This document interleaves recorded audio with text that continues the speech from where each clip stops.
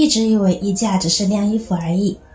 原来还有这么多巧妙聪明的用法，您可能都不知道。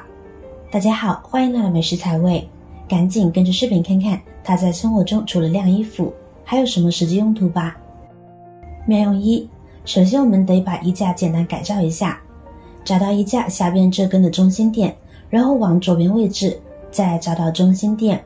向下将其掰弯一点，跟着往右边的中心点把这里向下掰弯。这时候我们再次返回中心点，把这里反方向掰弯，这样就简单的改造好啦。锅盖在家里非常占位置，把衣架简单扭一扭就可以挂起来，把衣架一层层的叠加起来，就变成了锅盖收纳架，能节省不少地方呢。厨房用品要怎么收得整齐，向来是许多人困扰的问题。台面上摆了许多瓶罐，还要挪出位置放小烤箱、咖啡机，实在难以实现台面无误的干净感。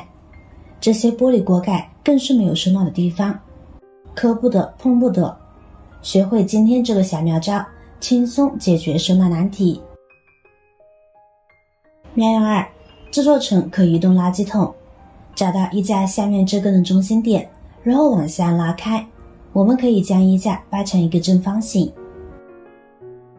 然后我们把把手这里向上掰成90度，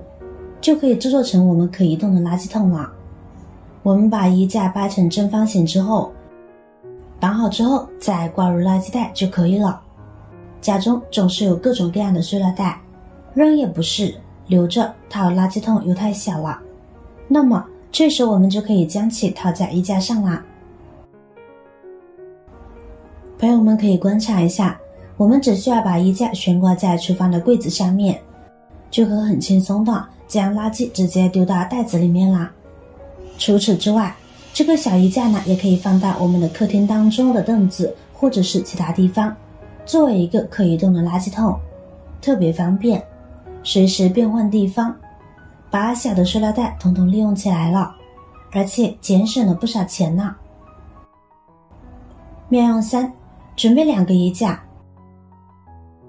然后我们找根绳子，或者是用扎带把中间这个位置给固定起来，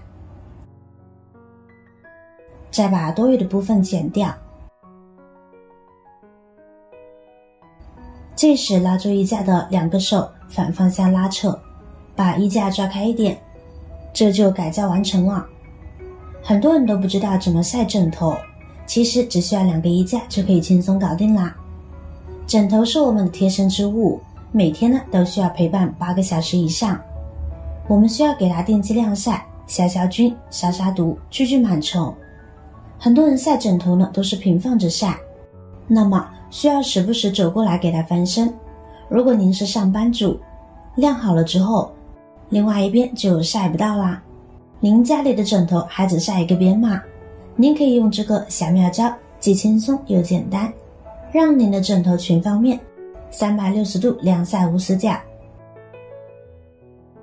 妙用四，取出一个衣架，我们把衣架的2头7公分的地方向上弯折90度，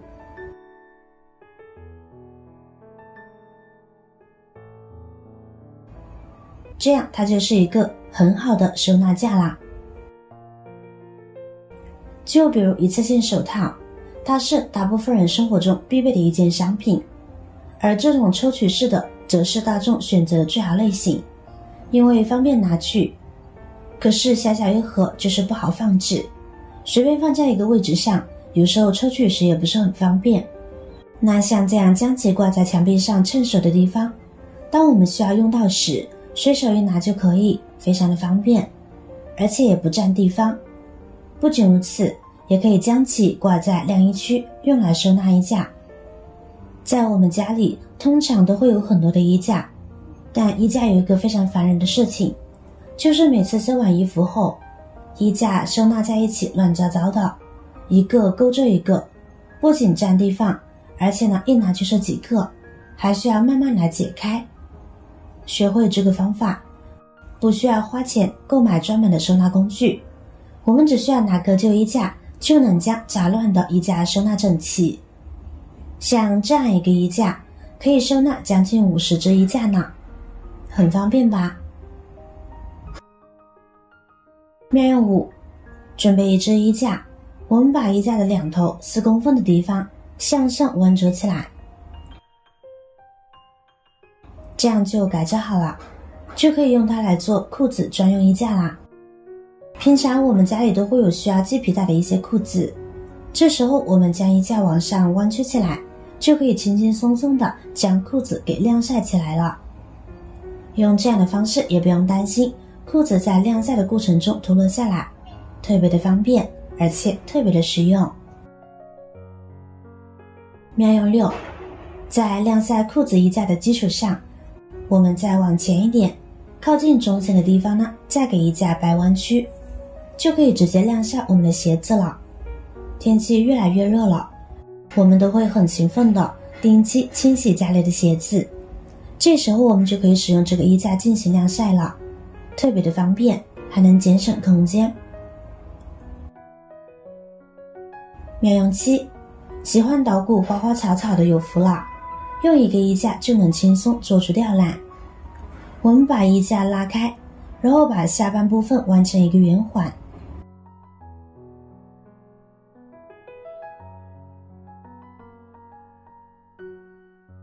再把上半部分向上折叠，